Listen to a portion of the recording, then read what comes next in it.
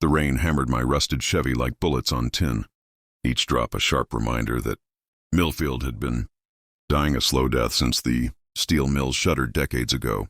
The town's pulse had faded to a faint throb.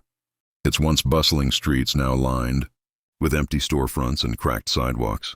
I was elbow-deep in engine grease, wrestling with a carburetor that had given up hope sometime around Clinton's first term. The garage smelled of oil and regret, the dim light casting long shadows across the concrete floor. My hands moved mechanically, but my mind was elsewhere, adrift in the monotony of a life that felt increasingly like a sentence.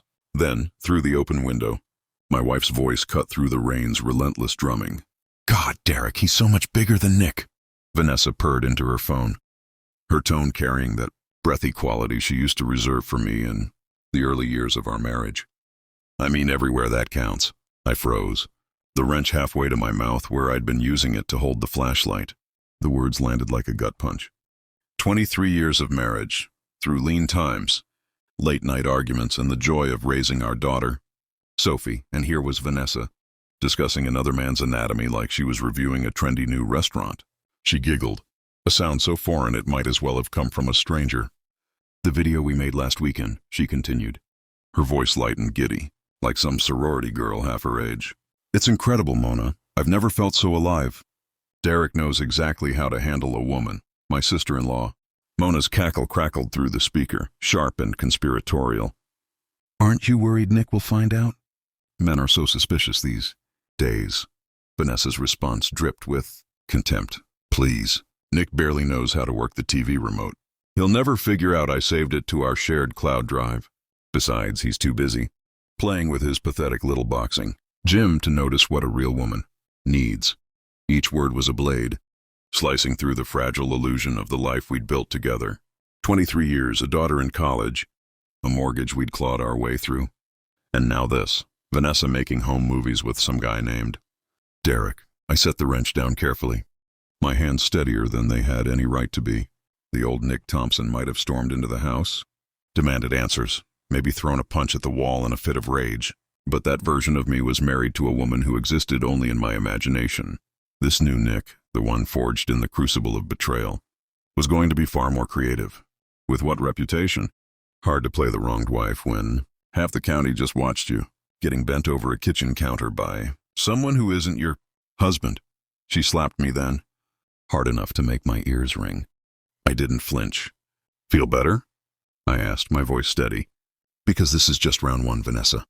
You wanted to humiliate me behind my back. Let's see how you handle it when everyone's watching."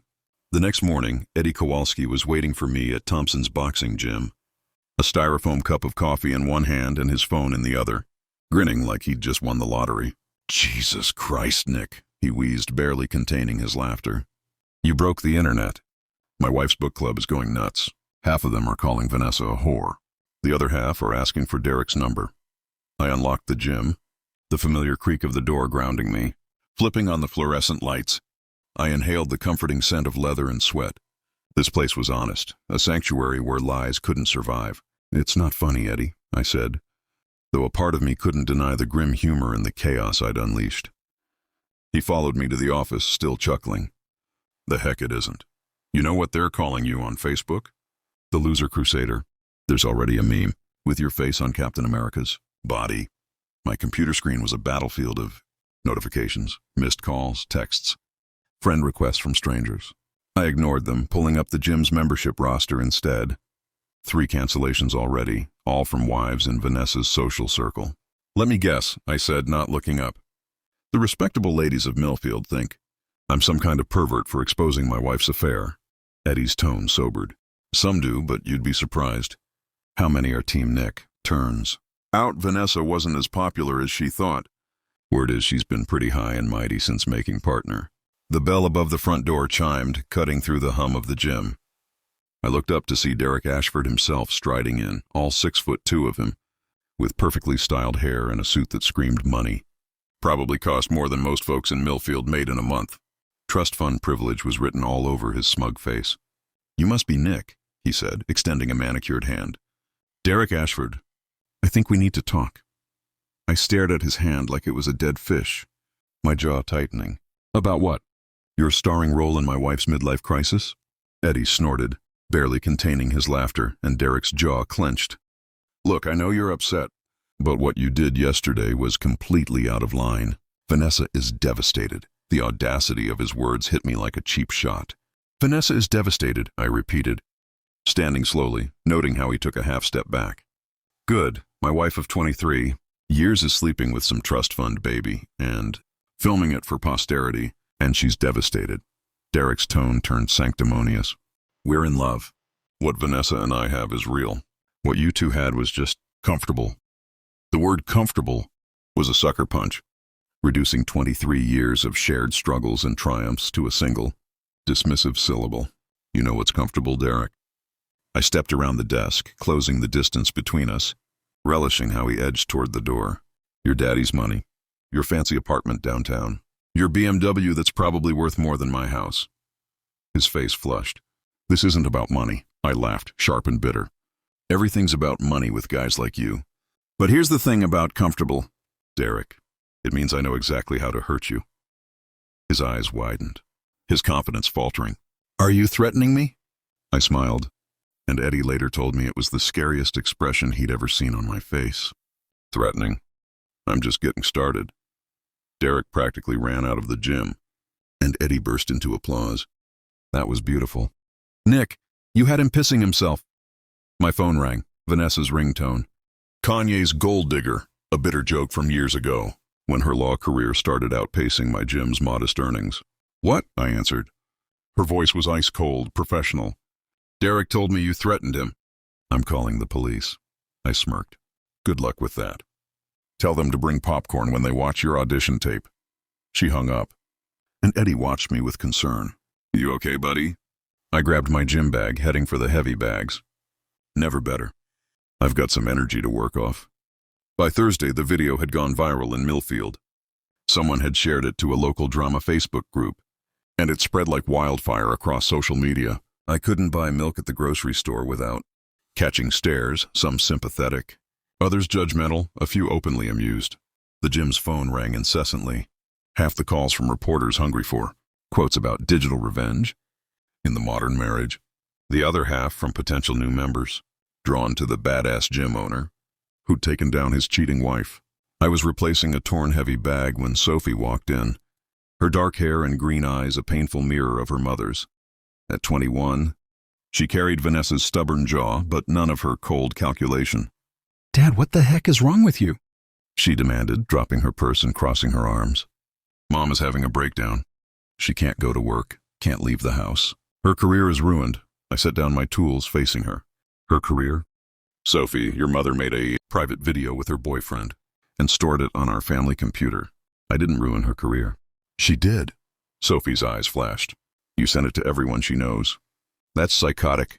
The word hung between us, heavy and accusing. My own daughter, looking at me like I was the monster. You want to know what's psychotic? I kept my voice level, though anger simmered beneath the surface. 23 years of marriage. I worked 2 jobs to put your mother through law school. I took out loans against this gym to help her start her practice, and she repays me by screwing some rich boy and filming it. Sophie's expression softened, but only slightly. Dad, I know she hurt you, but I cut her off. She didn't hurt me, Sophie. She humiliated me. There's a difference. I sat on the bench press, suddenly feeling the weight of my 47 years. Your mother made a choice. She chose Derek over our family. I just made sure everyone knew what that choice looked like. Sophie picked up her purse, her voice quieter now. She wants to meet with you tonight at Flanagan's. Flanagan's, the dive bar where Vanessa and I had our first date 24 years ago. The irony wasn't lost on me. Tell your mother I'll be there at 8. And Sophie, you might want to ask her about the other videos. Her eyes widened. What other videos? I hit the heavy bag hard, the chain rattling. Ask her. Flanagan's hadn't changed in 24 years. Same sticky floors. Same neon beer signs. Same lingering smell of cigarettes and broken dreams.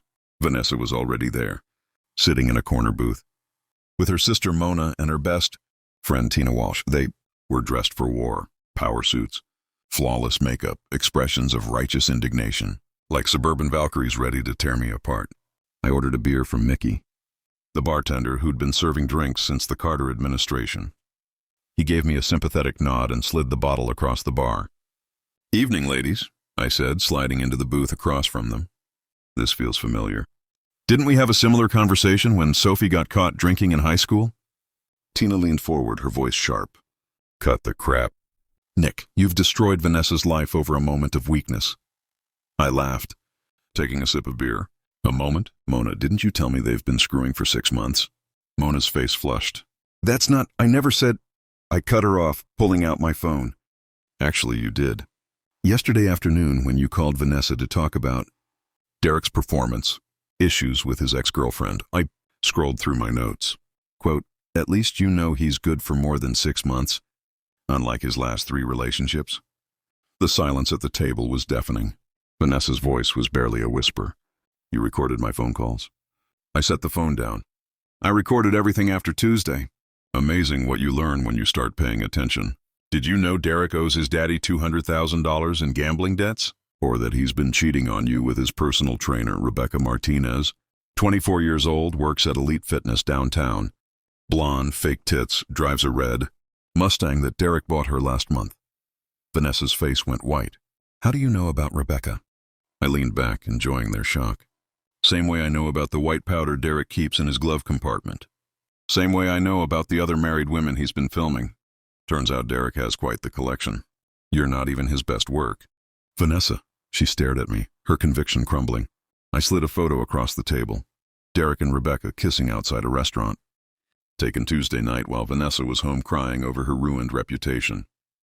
Mona cursed under her breath, and Tina sank back into her seat. "You son of a bitch," Vanessa whispered. "You knew about her and didn't tell me." I shrugged. "Why would I? You chose Derek over our marriage. I'm just making sure you get exactly what you wanted." Vanessa started crying then, ugly. Mascara-streaked sobs that spoke of a world collapsing. Part of me, the part that remembered 23 years of shared history, wanted to comfort her. But that part was shrinking, overshadowed by the man she'd turned me into. "What do you want?" Tina asked. "Money? The house? What's it going to take to end this?" I finished my beer and stood. "End this? Ladies, this is just getting started." Vanessa wanted excitement, wanted to feel alive again. "Well, congratulations. You've never been more alive." "Then you are, right? Now." I left them crying into their wine glasses and walked out into the rain. The cold drops a welcome sting against my skin. Friday morning brought a process server to the gym, delivering divorce papers, a restraining order, and a lawsuit for intentional infliction of emotional distress. Vanessa was playing hardball. Eddie read over the papers while I worked the speed bag, the rhythm helping me think. She wants the house, half the gym, and $50,000 in damages, he said. Plus, she's claiming you're stalking her and Derek. I hit the bag harder. Stalking? I haven't been within 100 yards of either of them. Eddie frowned. She's got photos of you at the restaurant Tuesday night. Says you followed them there. I stopped punching. I was having dinner with my lawyer. Same restaurant. Pure coincidence. Eddie raised an eyebrow. Your lawyer? I grinned. Janet Morrison. Best divorce attorney in the county. As if on cue, Janet walked in, a sharp-faced woman in her 50s with a reputation for destroying cheating spouses in court. She carried a briefcase and wore the expression of a shark smelling blood. Nick, we need to talk. Your wife's attorney just called with a settlement offer. I raised an eyebrow. Already? The papers were served an hour ago. Janet sat on the bench, opening her briefcase. She's scared. The video going public was bad enough. But now that Derek's cheating is common knowledge, she's lost all leverage. She wants to settle quickly and quietly. What's the offer? I asked. She keeps her retirement accounts and half the house equity. You keep the gym and your pension, no alimony either way. And she drops the lawsuit, Eddie whistled. That's not bad, Nick. Better than you'd get in court. I shook my head. Not interested. Janet's voice carried a warning. Nick, this is a good deal. If we go to trial, there's no guarantee. I sat across from her. I don't want a deal. I want justice. Janet closed her briefcase. This isn't about justice anymore, Nick. This is about revenge. And revenge is expensive. She named a figure that made Eddie choke on his coffee.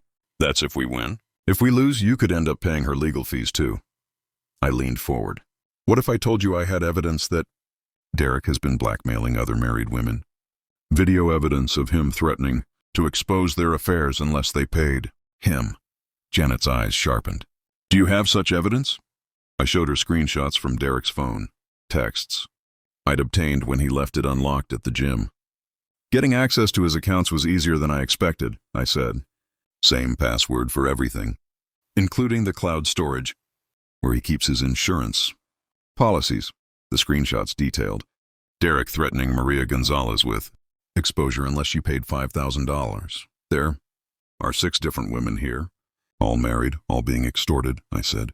7 if you count Vanessa, but she was paying in trade instead of cash. Janet paced, her lawyer brain calculating. If Derek's running an extortion racket, Vanessa could be considered a victim instead of a co-conspirator.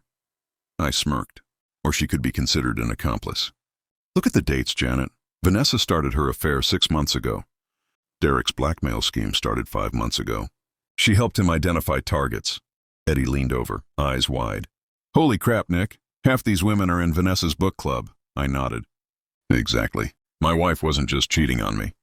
She was helping her boyfriend extort our friends and neighbors. Janet's expression turned grim.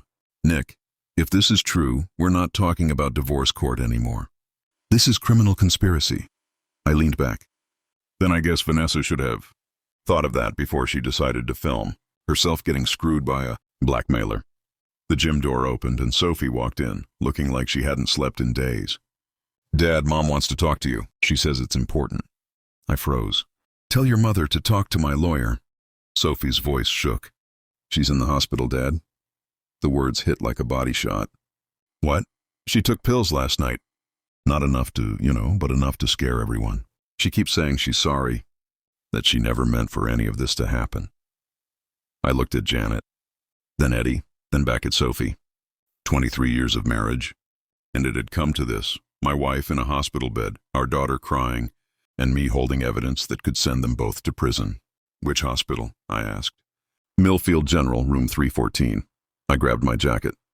Eddie, watch the gym. Janet, hold off on filing anything until I get back. Janet called after me. Be careful what you say. Anything could be used against you later. I nodded. Story of my life. I walked out into the rain. Vanessa looked small in the hospital bed, hooked up to monitors and IV lines. Her sister Mona sat in the corner, red-eyed and clutching a tissue. They both looked up as I entered. Nick, Vanessa croaked, her voice hoarse. I didn't think you'd come. Sophie asked me to. I stayed near the door, not trusting myself to get closer. How are you feeling? Like an idiot. She tried to smile, but it came out broken. The doctor says I can go home tomorrow if I promise to see a therapist. Good, you need help. She looked at her hands. Nick, I'm sorry. For Derek, the video, the things I said about you. I was angry and stupid and I cut her off. And you helped him blackmail 6 other women. Mona gasped, dropping her tissue. Vanessa's face went white. What are you talking about? I showed her the screenshots. Derek's been running a blackmail operation for months. Photos, videos, threats to expose affairs unless the women paid him. And you helped him pick the targets. She stared at the phone, her hands trembling. I didn't know he was... Vanessa, look at the dates. You introduced him to half these women. You vouched for him at book club, invited him to parties, made sure he had access to vulnerable, unhappy wives. Her voice broke. I thought he was just being friendly. I put the phone away. You knew exactly what you were doing. You were his accomplice, his recruiter, and when he got bored with you, you would have been his victim. Mona stood. I think you should leave, Nick. I fixed her with a look. Actually, I think you should leave. Mona, this is between me and my wife. Vanessa's voice was barely audible. Ex-wife. I signed the papers this morning. I sat in Mona's chair. That's interesting, because according to my lawyer, you haven't responded to our counteroffer yet. Her confusion was palpable. What counteroffer? I leaned back. The one where you confess to helping Derek extort money from 6 women, testify against him in court, and give me everything in the divorce. In exchange, I don't turn this evidence over to the police. Her tears returned, raw and unfiltered. You can't be serious. Dead serious. You have 24 hours to decide. Cooperate with me or go to prison with your boyfriend. She sobbed. He said he loved me. He said we were going to be together. I stood. Derek doesn't love anyone but himself and money. Mostly money. 24 hours, Vanessa. Choose wisely. I left her crying and walked back into the rain. My phone buzzed with texts. Eddie, Janet, Sophie, even reporters who'd somehow gotten my number. But the most interesting was from Derek. "We need to meet tonight." "I have something you want," I replied. "Flanagan's, 10 p.m., come alone." His response was instant. "Delete those screenshots, and I'll give you something better." I smiled, pocketing the phone. Round 3 was about to begin. Derek was already at Flanagan's, sitting in the same booth where I'd faced Vanessa days earlier. He looked different, nervous, sweaty, his perfect hair disheveled. The trust fund prince was cracking. "You look like hell," I said, sliding into the seat. "You've destroyed my life," he spat, his voice shaking. "My father cut me off. My business partners are demanding answers. And the police want to question me about some BS extortion charges." I signaled Mickey for a beer. "BS? Derek, I have screenshots of you threatening to expose Maria Gonzalez unless she paid you $5,000. How is that BS?" He pulled out a tablet, setting it between us. "I have something better than context. I have leverage." The screen showed a file. Nick Thompson. Boxing gym, security footage. My blood ran cold. "What is that?" He smirked. "Security footage from my building Tuesday night when you broke into my car. Slashing tires, dumping fish guts, urinating on the upholstery. That's destruction of property, vandalism, and about 6 other charges." He leaned back, smug. "Here's the deal. You delete those screenshots, drop the blackmail accusations, and convince Vanessa to get back together with me. In exchange, this video disappears. If I don't, you go to jail, lose your gym, and I still get your wife." I stared at the tablet, then at his satisfied face. "You know what your problem is, Derek. You think everyone else is as stupid as you are." I pulled out my phone, showing him the screen. "See this little red dot? I've been recording our conversation for the last 5 minutes. His face went white. I can't what? Record someone who's trying to blackmail me? Someone who just admitted to having me under surveillance? I stopped the recording and saved it. "Derek, you just confessed to extortion on tape." He lunged for my phone, crashing to the floor with the tablet, its screen cracking. "Oops," I said. "Looks like your leverage just got broken." He scrambled up, rage twisting his features. "You think you've won? You have no idea what I'm capable of." I dropped a manila envelope on the table. "Bank records, Derek, yours and your daddy's. Embezzlement from his company. Fraud charges in 3 states. Outstanding warrants in Nevada and Florida." His hand shook as he read, his face turning green. "How did you get these?" I leaned forward. "I have friends, Derek. Friends in low places who know how to find information. Friends who don't like pretty boys, who hurt working-class families. Here's what's going to happen. You leave town tonight. You stay away from my wife, my daughter, and anyone else I care about. If I ever see you again, these documents go straight to the FBI." He stared, then grabbed the broken tablet and bolted. At the door, he turned back. "This isn't over, Nick." I raised my beer in a mock toast. "Yes, it is. Have a nice life, Derek. What's left of it." Vanessa texted later. "I'll sign whatever you want. Just please don't send me to prison." I replied, "Already done." "Check your email." The divorce papers were generous. She kept her retirement account and half the house equity, as Janet had suggested. But I gave her something else, a clean slate. I destroyed the evidence against her, deleted the screenshots, and buried Derek's blackmail operation. Because that's what you do for someone you loved for 23 years. Even after they've ripped your heart out and filmed it. I walked home through the rain, the empty house waiting. But for the first time in months, I could breathe. 6 months later, Eddie burst into the gym waving a newspaper. "Nick, you gotta see this." The headline made me smile. "Local tech entrepreneur arrested in multi-state. Fraud scheme." Derek's mugshot stared back. His perfect hair disheveled, his trust fund tan gone. "Says he was arrested in Miami trying to board a flight to the Cayman Islands." Eddie read. "FBI found evidence of embezzlement, wire fraud, and extortion dating back 3 years. I nodded. "Couldn't have happened to a nicer guy." Sophie walked in, looking nervous. "Dad, I know about the evidence you destroyed. The stuff that could have sent Mom to prison." I paused, wiping down equipment. "How do you know about that?" "Mom told me. She's been seeing a therapist, working through everything. She wanted me to thank you for giving her a second chance." I sat beside her. "Your mother made mistakes, Sophie, but she didn't deserve prison. Derek did. He was a predator, using lonely women and destroying their lives for money. Your mother was just another victim." Sophie's eyes teared up. I'm sorry I took her side. I should have known you wouldn't do anything without a good reason. I hugged her. You were protecting your mother. I'm proud of you for that, even if it hurt. That night my phone rang. An unknown number. Thompson's Boxing. This is Agent Sarah. Chen with the FBI. I was wondering if you had a few minutes to talk about Derek Ashford. My blood ran cold. What about him? We're building a case against him for extortion and fraud. We understand you may have information. That could help. I chose my words carefully. Agent Chen, I'm not sure what information I could provide. I barely knew the man. She pressed. We have reason to believe. You were instrumental in exposing his crimes. I leaned back. I'm sorry, but I think you have me confused with someone else. There was a pause. Sir, we received security footage showing someone vandalizing Mr. Ashford's vehicle. The person bears a striking resemblance to you. I closed my eyes. Agent Chen, I think I need to speak with my lawyer. She softened. I want you to know Derek Ashford destroyed a lot of lives. If someone helped bring him to justice, the Bureau considers that a public service. The line went dead. Over the next hour, texts poured in from women I barely knew, Maria Gonzalez and others. Derek's victims, thanking me for something I'd never officially done. I locked up the gym and stepped into the cool evening air. The rain had stopped and stars pierced the clouds. My phone rang again. Vanessa. Nick, I just wanted to say thank you. For what? For not destroying me when you had the chance. For giving me a second chance to be a better person. Her voice was softer, more genuine than I'd heard in years.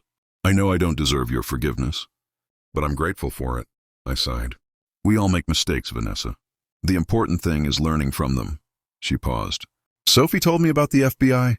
I know you brought Derek down. I spent 23 years married to a good man, and I was too stupid to appreciate it. I hope you find someone who deserves you. Take care of yourself. Vanessa, you too, Nick. I hung up, driving home through Millfield's quiet streets, past the closed shops and empty factories. The town was still dying, but I was still standing. Derek was in prison, his victims were free, and my family, what was left of it, was healing. It wasn't the ending I'd planned 6 months ago when I found that video. It was better.